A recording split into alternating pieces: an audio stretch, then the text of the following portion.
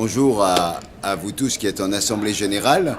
Et c'est vrai que vous êtes en réunion au moment où on prépare à la fois les élections européennes, mais où votre pays traverse aujourd'hui une crise très importante, comme de beaucoup de pays européens.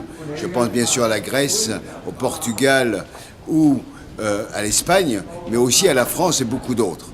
Aujourd'hui, cette crise, elle est liée à un modèle économique. Et on a vu comment, sans aucun contrôle démocratique, la Troïka, avec la Commission, la Banque européenne et le FMI, ont amené les populations dans un mur, ont amené le chômage, ont amené une situation de précarité absolument insupportable.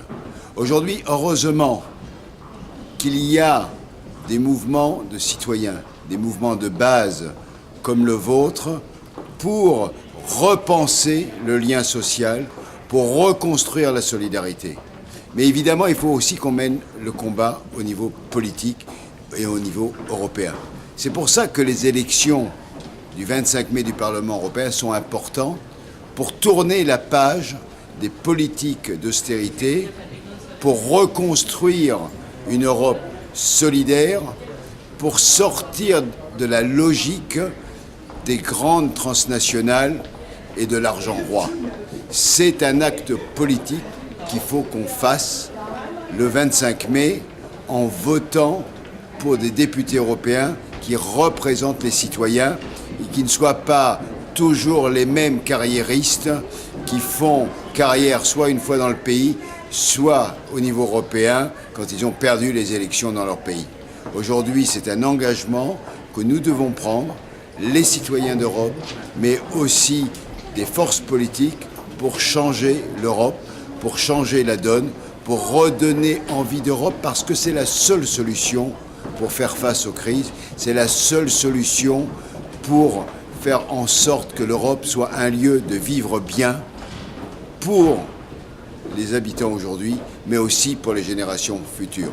Donc c'est un appel à la mobilisation que je vous lance contre l'abstentionnisme, contre le défaitisme, contre les extrémismes de droite et les néopopulistes qui aujourd'hui essayent d'instrumentaliser la crise uniquement pour leurs objectifs sinistres.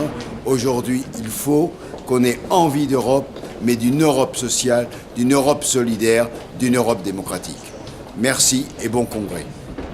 Hello everyone, I'm very happy that I can leave a little video message for your gathering today, and I wish you good luck with all of it.